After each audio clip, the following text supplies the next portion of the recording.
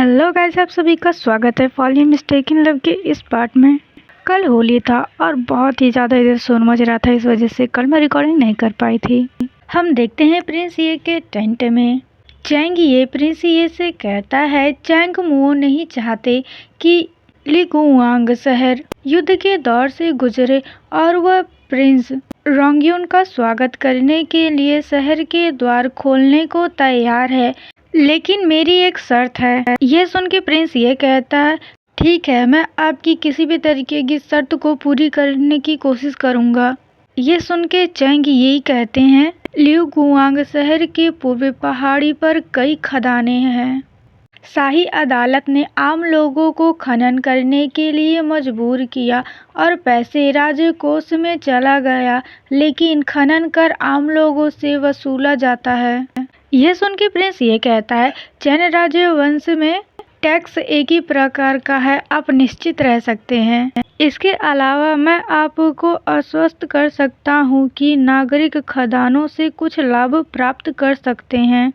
ये सुन के चैंग ये मुस्कुराते हुए कहते हैं तब मैं निश्चित हो सकता हूँ कि कल मैं प्रिंस रोंगयुन के स्वागत के लिए शहर में एक भोज का आयोजन करूंगा। ये सुन के रोंगयुन अपने मन में कहता है ऐसा लगता है कि चैन ये एक समझदार व्यक्ति हैं। आप कई वर्षों से यहाँ तैनात हैं, क्या आपने कभी वॉन्डरिंग ईगल संगठन के बारे में सुना है या इस ईगल टैटू को देखा है?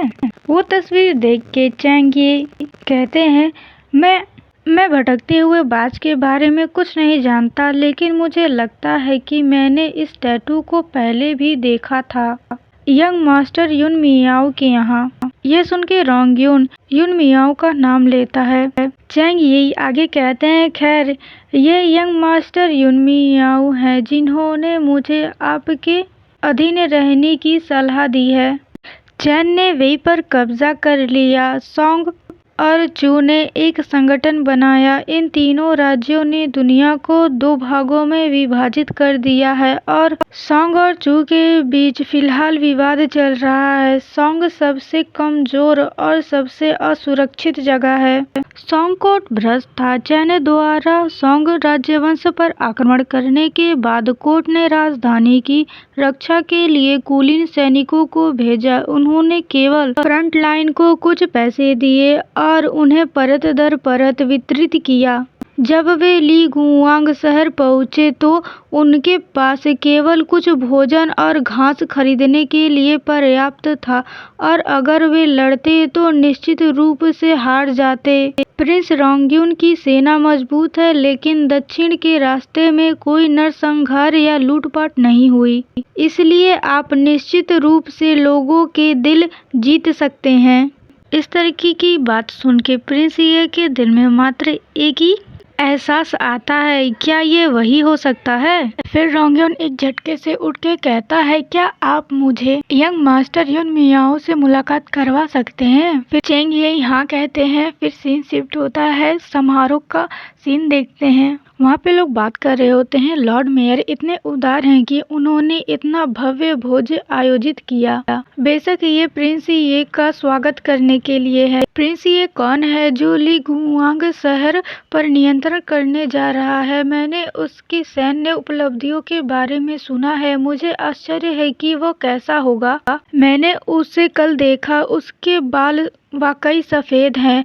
अफवाह है कि वह अपने बाल सफेद रखना पसंद करता है। ऐसा लगता है कि यह सच है। मैंने ये भी सुना है कि उसके पास असाधारण युद्ध कौशल है और वह बहुत छोटी उम्र से ही चैन में अजय रहा है। मैं नहीं जानता कि यह सच है या झूठ। फिर हम चैन यही को देखते हैं जो कि प्रिंस ये का स्वागत करते हुए कहता है वह बस आपके बारे में उत्सुक है। मुझे उम्मीद है कि आप इसे दिल पर नहीं लेंगे। फिर हम बैंक्वेट के अंदर देखते हैं। एक आदमी कहता है यंग मास्टर युन आप ज्ञानवान हैं, आप किसे बेहतर मानते हैं, प्रिंस ये या हमारे मेयर लॉर्ड को? और रोंगयुन अपनी तिरछी आंखों से यंग मास्टर युन की ओर देखते हुए कहता है, क्या वह वही व्यक्ति है जिसके बारे में मैं सोचता हूँ? तभी युन मियाओ कहता है, ली गुआंग शहर के लॉर्ड मेयर अपने लोगों और प्रतिभाओं से प्यार करते हैं। वह दयालु और कृपालु है। उनके जैसा अच्छा लॉर्ड मेयर मिलना मुश्किल है। और प्रिंस ये के विषय में तभी रोंगयुन चौंक जाता है। वो अपने मन में कहता है, यह सचमुच वही है। मैं उसे साफ तौर पर नहीं देख सकता, लेकिन मैं उसकी आवाज़ पहचान सकता हूँ।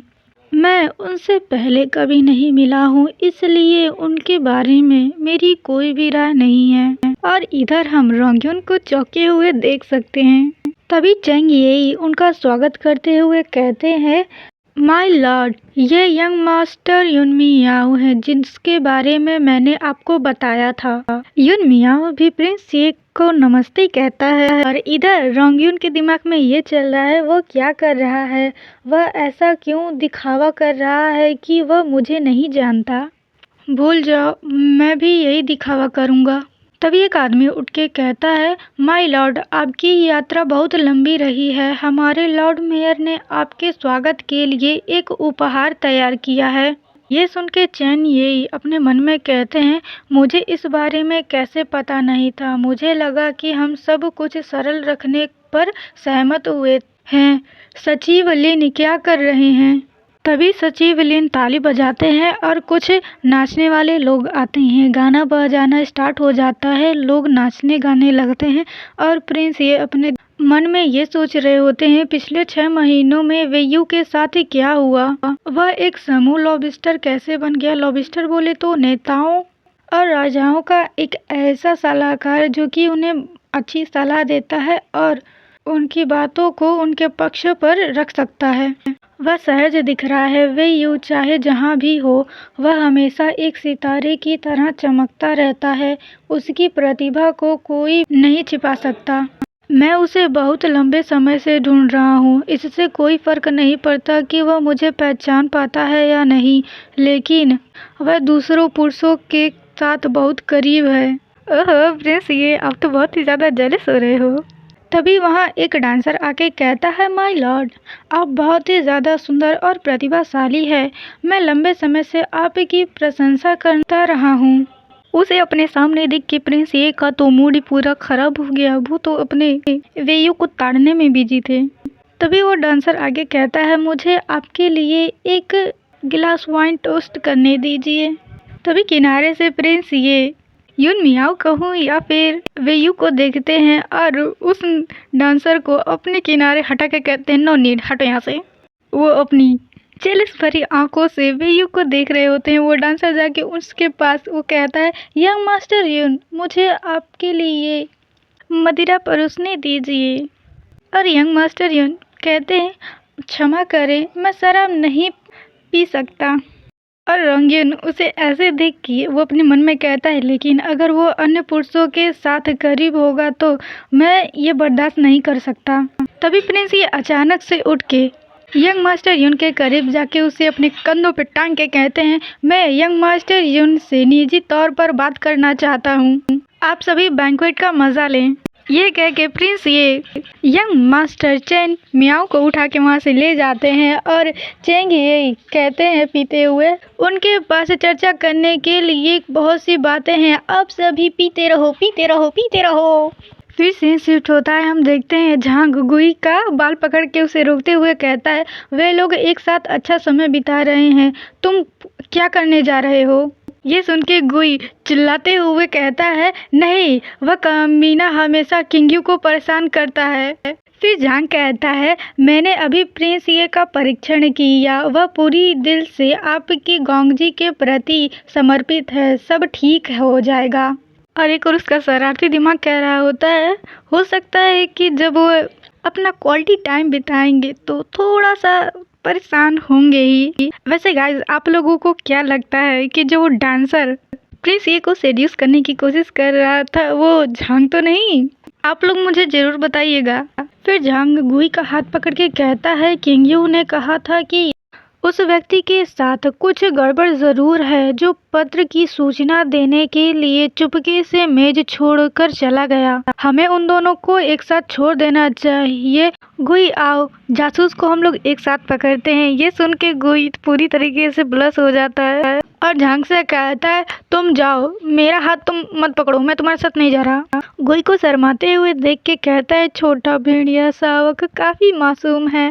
सीन शिफ्ट होता है। हम देखते हैं प्रिंस ये के विश्राम कक्ष में वो चैंग मियाओ को ले आकर अपने बिस्तर पे बैठाते हैं और चैंग मियाओ रोंगयुन का नाम लेता है तो रोंगयुन उनसे कहता है, क्या आप अब नाटक नहीं कर रहे हैं यंग मास्टर युन? फिर रोंगयुन पूछता है कि आपने मुझे कब पहचाना? फिर रोंगयुन कहता है, तुम्हें देखने से पहले ही मैंने अंदाजा लगा लिया था कि ये तुम ही हो सकते हो और जब मैंने तुम्हारी आवाज़ सुनी तो मुझे यकीन हो गया। फिर रोंगयुन किंगयू का मास्क निकालता है तो किंगयू उससे कहता है, मैं आपसे कुछ दिनों पहले ली गुआंग शहर में आया था और लोगों से अपनी पहचान छिपाने के लिए रास्ते में मैंने एक नकली पहचान का इस्तेमाल किया। रोंगयुन किंगयू का चिन्ह ऊपर उठाकर अपने करीब ला रहा होता है। तभी किंगयू कहता है, इससे पहले मुझे कियाओ और अन्य लोगों यानी युंगी संगठन के हत्यारों द्वारा सोंग किंगडम में एक पहाड़ी घाटी में ले जाया गया था। ये सुन के रोंगयुन किंगयू से माफ़ी मांगते हुए कहता है, मेरी वजह से आपको ये सब सहना पड़ा, इसके लिए मुझे माफ़ कर दें। फिर किंगयू उसे आगे की बात बताते हुए कहता है, प्रिंस ये युंगी संगठन बिल्कुल भी सरल नहीं है। वे सोंग साम्राज्य में बड़ी संख्या में हत्यारों को प्रशिक्षित कर रहे हैं। उनका अड्डा इतना ज़्यादा गुप्त जगह और वहाँ की पहरेदारी इतनी मजबूत थी कि मेरा बच निकलना बहुत ही ज़्यादा मुश्किल हो गया था। जब तक गुई ने मुझे नहीं ढूंढ लिया, मेरे पास भागने का कोई मौका नहीं था। ये सब बताने के बाद वेयू अपने मन में कहता है, जब वेयू वान और युंगी संगठन ने एक हत्यारे का इस्तेमाल करके मेरे पिता को बंधक बना लिया तो युंगी संगठन ने मेरे पिता का इस्तेमाल करके मुझे उनके लिए काम करने के लिए मजबूर किया।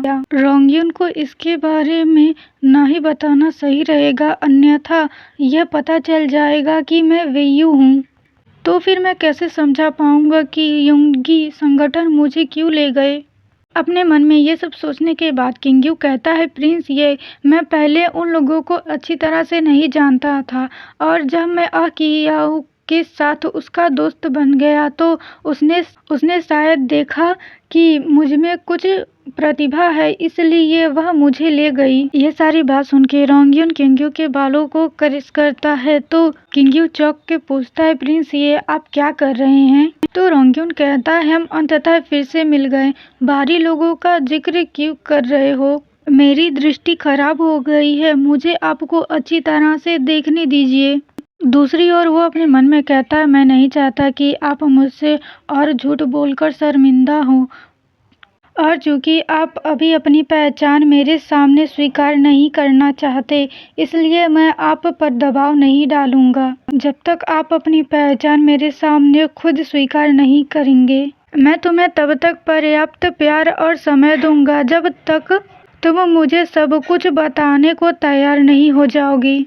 ये सब सोचते हुए रोंगयुन किंगयू को गले लगा लेता है और अपने मन में कहता है, वेयू या किंगयू, तुम्हारी चाहे जो पहचान हो, तुमने मेरा दिल जीत लिया है। मैं अभी बस तुम्हें पकड़ के रखना चाहता हूँ अपने दिल के करीब। फिर रोंगयुन किंगयू के हाथों पर किस करते हुए कहता है, मुझे माफ़ करे और अपने मन में वही कहता है, मैंने आपके साथ जो कुछ भी गलत किया है, क्या आप मुझे उसके लिए माफ़ करेंगे? फिर वो किंगयू के आंखों पे चूमते हुए कहता है, मुझे आपकी बहुत याद आ रही थी। और रोंगयुन के इस सब बिहेवियर की वजह से किंगयू ब्लश कर रहा होता है। फिर वो मुस्कुराते हुए कहता है, यंग मास्टर युन मियाओ, क्या आप मेरे साथ आने को तैयार हैं? इससे पहले कि तुम मेरे साथ आने के लिए मजबूर हो जाओ, इस बारे में मैं तुम्हें एक विकल्प देना चाहता हूँ। अगर तुम जाना चाहोगे तो मैं तुम्हें जाने दूंगा। तभी किंगयू रोंगयुन को फ्लिप करके उसके ऊपर आके कहता है, प्रिंस ये आपका शरीर बहुत ही ज़्यादा ठंडा हो गया है। रोंगयुन की बीमारी आधे साल से चल रही है और वह अभी तक इसे सहन कर रहा है। मुझे तुम्हारा शरीर गर्म करने दो। किंग्यू की ये बात सुन के तो रोंगयॉन की आंखें बड़ी बड़ी हो जाती हैं और रोंगयॉन किंग्यू के गले में हाथ डाल के उसे अपनी ओर करीब करके उसे किस करने लगता है और किंग्यू भी। दोनों ही अपना क्वालिटी टाइम बिता रहे होते हैं और तभी रोंगयॉन अपने मन में कहता है, वेयू मुझे तुम्हारे साथ क्या करना चाहिए। और मुझे गाइस आप लोगों के साथ क्या करना चाहिए, आप लोग मेरे वीडियोस को लाइक ही नहीं करते हो। मुझे बहुत बुरा फील होता है। प्लीज़ लाइक कर दिया करो, मेरी मेहनत लगती है।